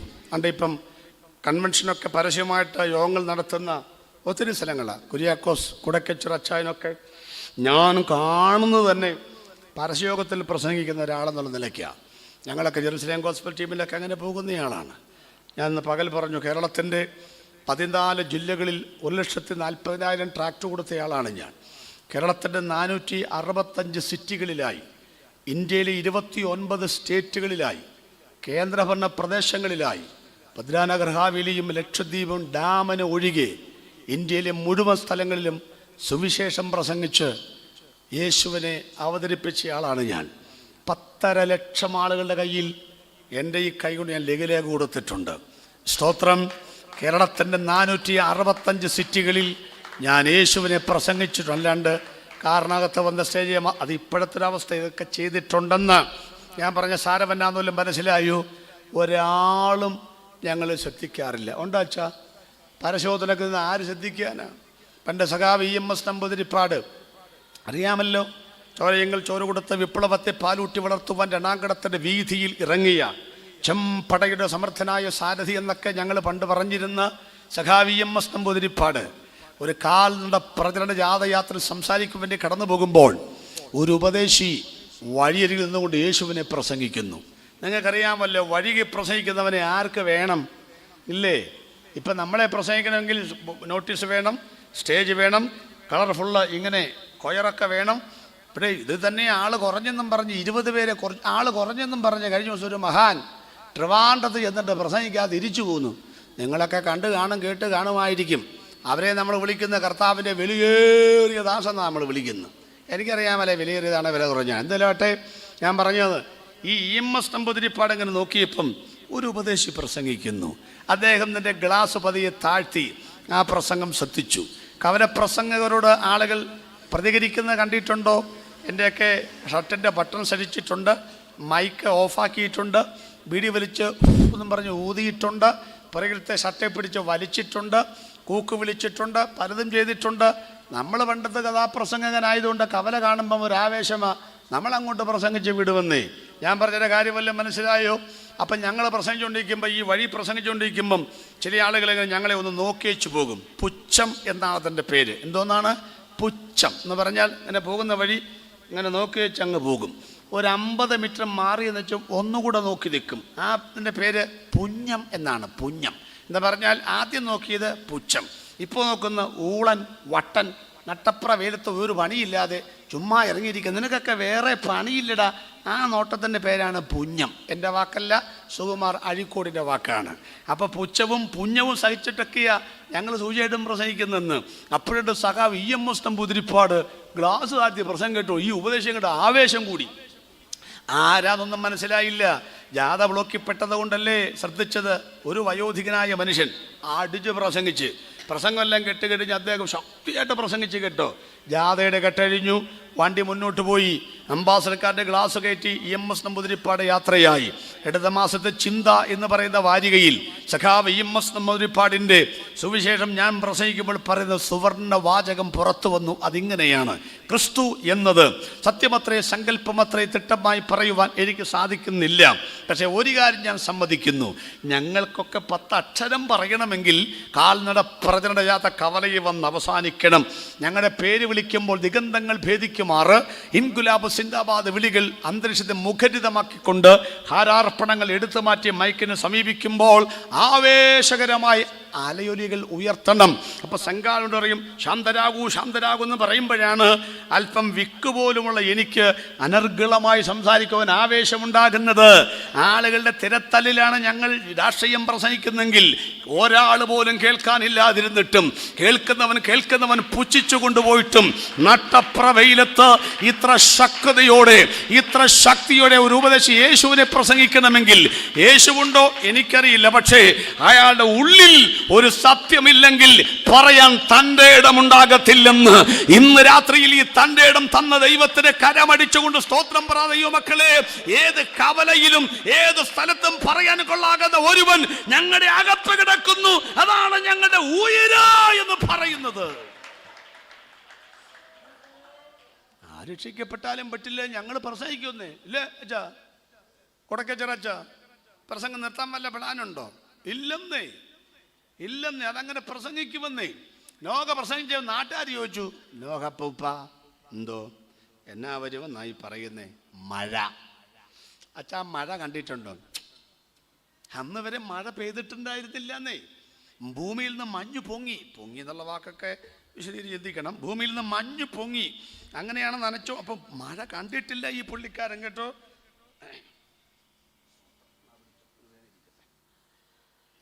അപ്പം മഴ കണ്ടിട്ടില്ല. അപ്പം ആളുകൾ ചോദിച്ചു, നോഹയപ്പച്ച എന്തോ ഈ കണ്ടിട്ടില്ലാത്ത മഴ ഇങ്ങനെ വരുമെന്ന് ഇങ്ങനെയൊന്നും ആധികാരികമായിട്ട് പറയരുത് കേട്ടോ. എൻ്റെ പൊന്ന് സണ്ണിപ്പാസ്റ്റേ, നിങ്ങൾ യേശുവിനെ കണ്ടിട്ടുണ്ടോ? ഇല്ല. ക്രൂശുമരണം കണ്ടോ? ഇല്ല. നിങ്ങളാൽ സ്വർഗം കണ്ടിട്ടുണ്ടോ? ഇല്ല. നരകം കണ്ടിട്ടുണ്ടോ? പിന്നെ ഇത്ര തൻ്റെ ഇടത്തോടെ ധൈര്യത്തോടെ നിങ്ങൾക്ക് നാണാവൂലേ? നോഹ പറഞ്ഞു, മക്കളെ ഇത് കാഴ്ചയാലല്ല, ഇത് വിശ്വാസത്താലാണ് ഞങ്ങൾ പ്രസംഗിക്കുന്നത്. അച്ഛൻ ഇത്ര ഉറപ്പെന്താണ്? ഈ പറഞ്ഞതൊക്കെ സംഭവിക്കുമെന്ന് കണ്ടിട്ടില്ലാത്ത, ഇതുവരെ മനസ്സിലാക്കിയിട്ടില്ല, അനുഭവിച്ചിട്ടില്ലാത്ത ഒരു മഴ വരും. ഇത്ര ഉറപ്പെന്താണ്? ഈ പെട്ടകം യൂണിയൻകാർ വന്നിച്ച് പറഞ്ഞു, അപ്പച്ച ഒരു കാര്യം പറഞ്ഞു, പ്രായത്തെ ഞങ്ങൾ മാനിക്കുന്നുണ്ട് കേട്ടോ. കടലിൽ നിന്നും 65 മൈൽ ദൂരത്താണ് ഈ പുള്ളി പെട്ടകം പണിത് വെച്ചിരിക്കുന്നത്. മഴയെങ്ങാനും പെയ്തില്ലെങ്കിൽ, താഴ്വര വെള്ളം കൊണ്ട് നിറഞ്ഞ ഭുജനമ്പത്തിലേക്ക് പൊങ്ങിയില്ലെങ്കിൽ ഈ പെട്ടകം അറ്റകുറ്റം തീർന്നതാണോ എന്നറിയാൻ നീറ്റിൽ ഇറക്കണ്ടേ, കടലിൽ ഇറക്കണ്ടേ? ആനാരി ചുണ്ടനെ വെള്ളത്തിലിറക്കുന്ന പോലെ, ജവലൊരു വെള്ളങ്ങളിൽ ഇറക്കുന്ന പോലെ ഇവനെ ഇറക്കണ്ടേ? 65 മൈൽ ദൂരത്തേക്ക് ഈ പെട്ടകം ചുമ ഞങ്ങളെ വിളിച്ചാൽ ഞങ്ങൾ വരില്ല. കാരണം നോക്കുകൂലി, അട്ടിമറിക്കൂലി, ആവശ്യപ്പെടുന്ന കൂലി, ഇല്ലാത്ത കൂലി, ഉള്ള കൂലി എല്ലാം കൂടെ ചോദിച്ച് ഞങ്ങളെ കൊണ്ട് പറ്റത്തില്ല. അതുകൊണ്ട് ആവശ്യമില്ലാത്ത പണി ചെയ്യരുത്. അപ്പച്ചൻ പറഞ്ഞു, മക്കളെ ഞാൻ ഈ മഴയെക്കുറിച്ച് 100 കൊല്ലമായി ഞാൻ പ്രസംഗിക്കുകയാണ്. നിങ്ങളാരും എൻ്റെ പെട്ടകം 65 മൈൽ ദൂരത്തേക്ക് ചുമക്കാൻ നിങ്ങൾ വരണ്ട. കടലിൽ കിടക്കുന്ന വെള്ളത്തെ നീരാവിയായി പൊക്കിയെടുത്ത് കാർമേഘത്തിന്റെ മറവിൽ ഒളിപ്പിച്ചു നിർത്തി ഒരു വടതിക്കാറ്റും തെന്നിക്കാറ്റും ചുഴലിക്കാറ്റും കൊടുങ്കാറ്റും വേണ്ടി വന്നാൽ ഈശാനമൂലം കാറ്റുമടിപ്പിച്ച് ആകാശത്തിന്റെ കിളിവാതിലുകൾ തുറന്ന് ഇടിവെട്ടി പെയ്യുന്ന ഇടവപ്പാതി കണക്കെ, തുള്ളിക്കൊരു കുടം പെയ്യുന്ന തുലാവർഷമെന്ന കണക്കെ മഴ പെയ്ത് രാവും പകലും പെയ്ത് താഴ്വരയെ വെള്ളം കൊണ്ട് നിറച്ച് എന്റെ പെട്ടകത്തെ ഉയർത്തി അരരാത്തിലെത്തിക്കുവാൻ എന്റെ ദൈവം ശക്തനാണെന്ന് നോഹ വിശ്വസിച്ചതുപോലെ ഇന്ന് പകൽ ഞങ്ങളെ കട്ടപ്പന ദേശത്തോട് പറയുകയാണ്, പ്രിയപ്പെട്ടവരെ, ഈ പെട്ടകം ക്രിസ്തുവിന് നിഴലാണ്. ഈ പെട്ടകം ദൈവസഭയ്ക്ക് നിഴലാണ്. ഗോഫർ മരം മുറിച്ചത് താഴ്വരയിലാണ്. ആശാരി ചവിട്ടി പിടിച്ചിരുന്ന് താഴ്വരയിലാണ്. പെൻസിൽ കൊണ്ട് പേന കൊണ്ട് കുറിച്ചത് മുറിച്ചത് താഴ്വരയിലാണ്. ഈർച്ചവാൾ കൊണ്ട് അറുത്തത് താഴ്വരയിലാണ്. കീലും പശയും ഇട്ടത് താഴ്വരയിലാണ്. ചുറ്റിക കൊണ്ട് അടിച്ചത് താഴ്വരയിലാണ്. മർദ്ദനമുറകൾ താഴ്വരയിലാണ്. സകല പങ്കപ്പാടുകളും താഴ്വരയിലാണ്. പക്ഷെ പെട്ടകം ഉറച്ചത് താഴ്വരയിലല്ല, ഉയരത്തിലാണ്. ക്രിസ്തുവിനും ക്രിസ്തുവിനെ പിൻപറ്റും ദൈവസഭയ്ക്കും നിന്നയുള്ളത് ഈ കട്ടപ്പനയിലാണ്. രോഗമുള്ളത് ഈ ശരീരത്തിനകത്താണ്. പ്രയാസങ്ങളുള്ളത് ഇവിടുത്തെ പ്രതിബന്ധങ്ങൾ കൊണ്ടാണ്. പക്ഷേ ഞങ്ങൾ ഉറയ്ക്കുന്ന കട്ടപ്പനയിലല്ല, ഞങ്ങൾ ഉറയ്ക്കുന്ന കേരളത്തിന്റെ മണ്ണിലല്ല, ഏഷ്യ ഭൂഖണ്ഡത്തിലല്ല. ഒരുത്തനും കയ്യെത്തിപ്പിടിക്കുവാൻ കഴിയാത്ത ആരാധന മുകളിൽ നമ്മെ ഉറപ്പിക്കാമെന്ന് വാക്ക് പറഞ്ഞ ദൈവത്തെ ഒന്ന് കരമടിച്ച ദൈവത്തെ സ്തുതിക്കട്ടെ.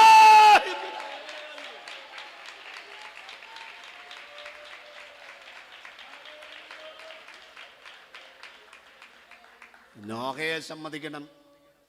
സ്വർഗത്തിലെങ്ങാനും ചെല്ലാൻ ഭാഗ്യമുണ്ടായാൽ 2 പൂമാല ഇട്ട് കൊടുക്കാൻ ഞാൻ പെർമിഷൻ ചോദിക്കുമെന്ന് പറയാറുണ്ട്.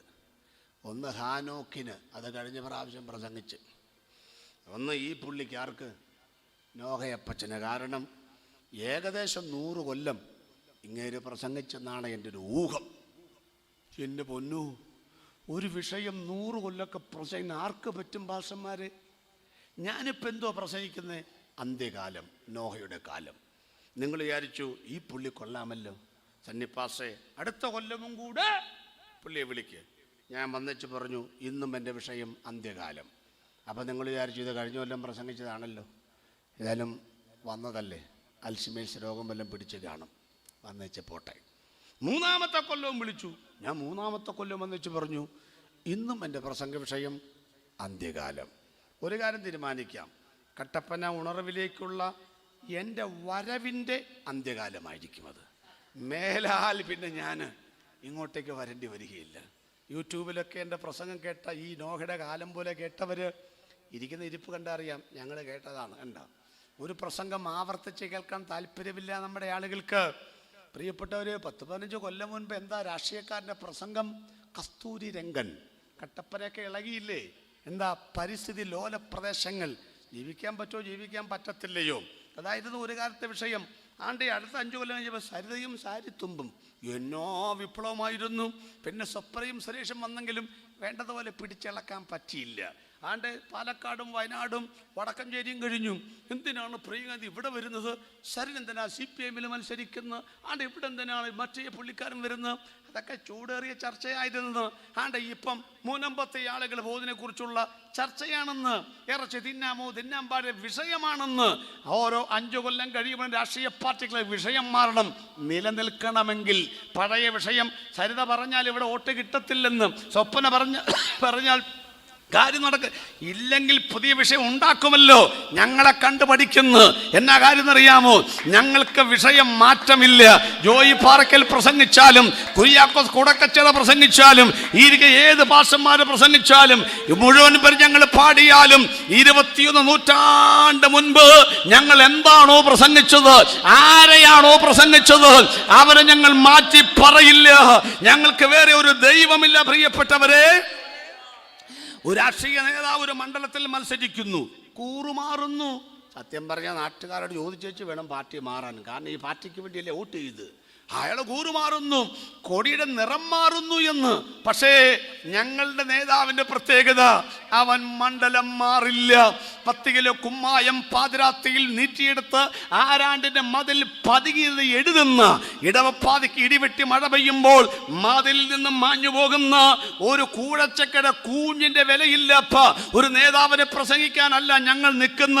നേതാക്കന്മാർക്ക് വിലയില്ലെന്നല്ല ഞാൻ പറഞ്ഞ, പക്ഷേ ഇങ്ങനെ കാണിക്കുന്ന മറുകണ്ഠം ചാടുന്ന ആ നേതാവിനെ പ്രസംഗിച്ച് ഞങ്ങൾ നിൽക്കുന്ന, മറിച്ച് മതിലിൽ എഴുതാത്തൊരു നാമം, നീറ്റിയെടുത്ത കക്ക കൊണ്ട് എഴുതാത്തൊരു നാമം, ചങ്കിലെ ചോര കൊണ്ട് മനസ്സിൽ ചാലിച്ചൊരു നാമം, അകത്ത് കയറ്റിയ കാലം മുതൽ ഇന്ന് വരെ ഞങ്ങൾ പുറത്തേക്ക് വിടാത്തൊരു നാമം. ഞങ്ങളെ അറസ്റ്റ് ചെയ്താലും കാരാഗ്രഹത്തിനകത്തിട്ടാലും ഞങ്ങൾ പ്രസംഗിക്കുന്ന പ്രസംഗം ഇവിടെ ജീവിക്കുമെന്ന്, ഞങ്ങൾ പ്രാർത്ഥിച്ച പ്രാർത്ഥന ഇവിടെ ജീവിക്കുമെന്ന് ഈ രാത്രി ഉറക്കെ പറയട്ടെ. ഇവനൊപ്പം പറയാൻ ഒരാളില്ല. സ്തോത്രം. അതാ നോയുടെ പ്രസംഗത്തിന്റെ ഒറ്റ വിഷയമാണെന്ന്, നേതാവിന് മാറ്റമില്ലെന്ന്. സ്തോത്രം. പ്രിയപ്പെട്ടവരെ, അതുകൊണ്ട് സ്വഭാവനത്തിലേക്ക് വരണമല്ലോ. 10 മിനിറ്റും കൂടെയുണ്ട്. നോഹയുടെ പ്രസംഗത്തിന്റെ ആരും ശ്രദ്ധിച്ചില്ല. അതുകൊണ്ടെന്നാ ഞങ്ങൾ പ്രസംഗം നിർത്തുന്നുണ്ടോ? ഇതൊരു നോട്ടീസ് അടിച്ചതാ. കട്ടപ്പന മുഴുവൻ നിരങ്ങി കാണും തണ്ണി പാസ്റ്റ് വരണമെന്നും പറഞ്ഞു. ഇല്ലേ? നമ്മളെന്തോരും നമ്മൾ കൊടുത്ത പറഞ്ഞ ആളനുസരിച്ച് ഈ ഓഡിറ്റോറിയം പോരല്ലോ. എന്നിട്ടും തണ്ണി പാസ്റ്റൊക്കെ വല്ല മടുപ്പുണ്ടോ? ഇനിയും നടത്തുമായിരിക്കും. നടത്തുകയില്ലേ? ഇനിയും നടത്തുമെന്ന്. ഇരിപ്പ് കണ്ടാൽ നടത്തുകയില്ലെന്ന് തോന്നിയാലും ഇത് കഴിയുമ്പം പിന്നെയും ജീവിക്കും. കടമാണ്, പ്രശ്നമാണെന്നൊക്കെ പറഞ്ഞാൽ ഇത് കഴിയുമ്പം പറയും അടുത്ത യോഗം അടുത്ത കൊല്ലമുണ്ട്. ഇതൊക്കെ പറയുമെങ്കിലും എവിടെയെങ്കിലുമൊക്കെ ദൈവം തമ്പുരാൻ വഴി തുറക്കുമെന്നേ. മടുക്കത്തില്ലെന്ന് ഈ പറഞ്ഞത്. സ്തോത്രം. മുന്നോട്ട് പോകട്ടെ പ്രിയ. അതുകൊണ്ട് നോഹയുടെ പ്രസംഗത്തിന്റെ പ്രത്യേകത മടുപ്പില്ലാതെ യേശുവിനെ പ്രസംഗിച്ചെന്നുള്ളത്. ശ്വാസം മടുക്കത്തില്ലെങ്കിൽ, ഇവിടത്തെ ചോറും ഗോതമ്പും മടുക്കത്തില്ലെങ്കിൽ, ദിവസവും കുളിക്കുന്നും പല്ല് തേക്കുന്നും മടുക്കത്തില്ലെങ്കിൽ, അതെല്ലാം പുതിയ ആരോഗ്യം നിനക്ക് തരുമെങ്കിൽ, പതിറ്റാണ്ടുകളായി ഞങ്ങൾ പറയുന്നത് യേശുവിനെ ഒരു മായം കലർത്തിയല്ല പറയുന്നത്.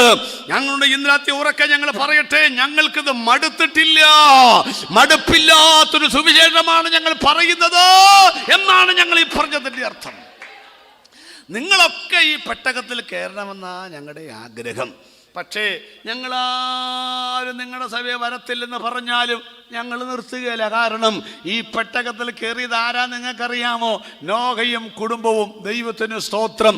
കട്ടപ്പനക്കാര് മുഴുവൻ പെട്ടകത്തിൽ കയറണമെന്ന ആഗ്രഹം. നിങ്ങൾ കയറിയില്ലാന്ന് കരുതി ഞങ്ങൾ കയറുകയില്ല നിങ്ങൾ പറയരുത്. ഞാനും എൻ്റെ കുടുംബമോ ഞങ്ങൾ യഹോവയെ സേവിക്കും.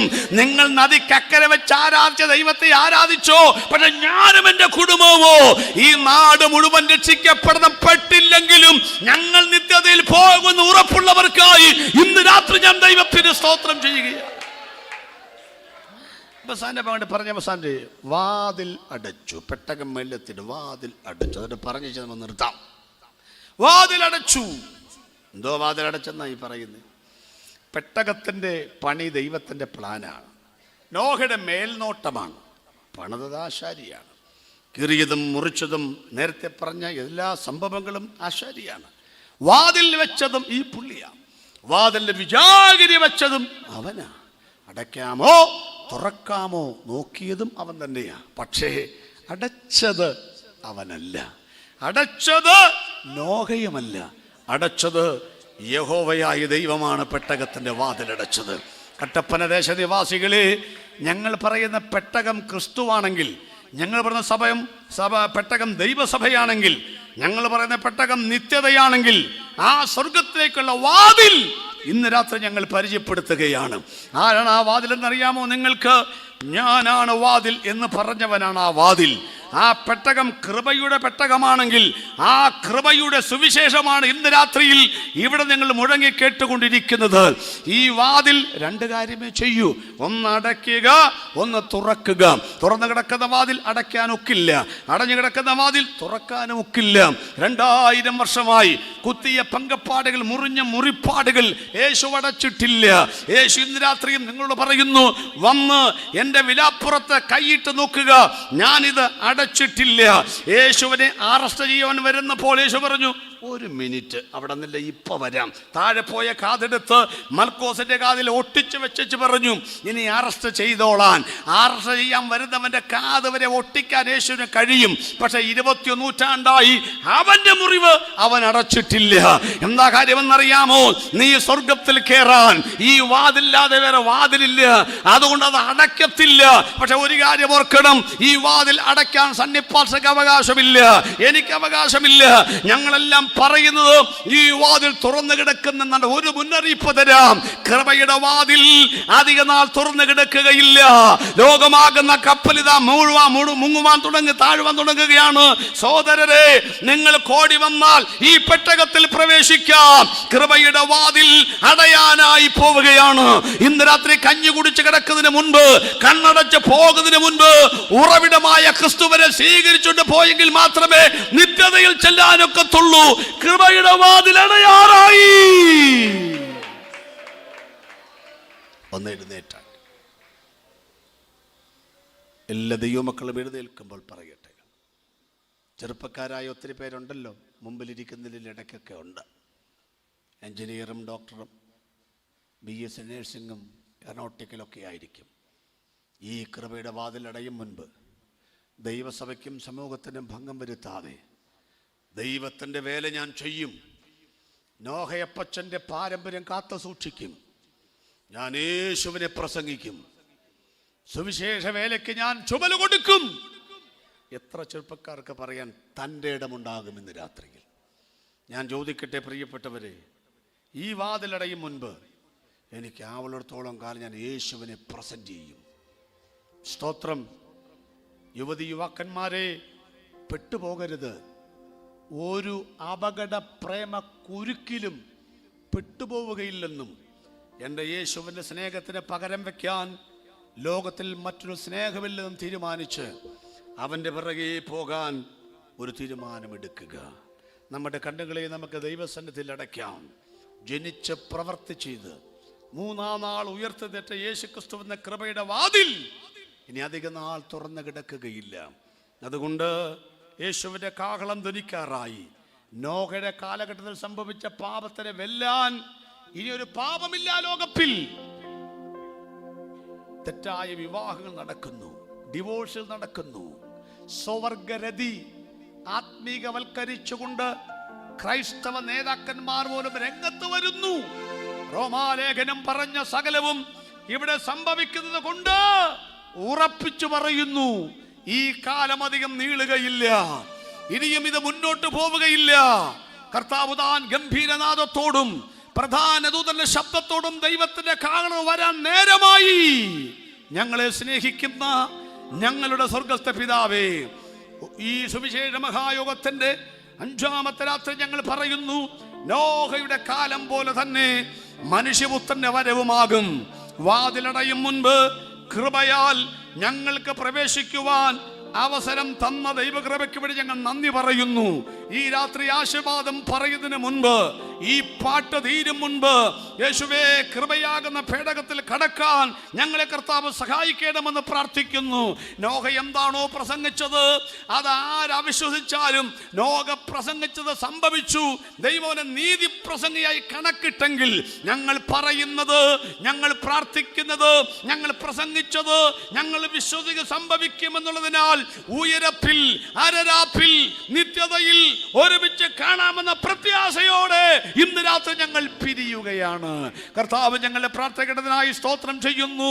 യേശുക്രിസ്തുവിന്റെ വിലയേറിയ നാമത്തിൽ തന്നെ രണ്ട് കരങ്ങളും ഒന്ന് ചേർത്തടിച്ച്, സമാധാനമില്ലാത്ത ഭൂവിൽ ജനിച്ച് പ്രവൃത്തി ചെയ്തവൻ ഒന്നുകൂടെ ഉറക്കെ പറയണം, കാഹളം കാതുകളിൽ കേട്ടിടാറോ.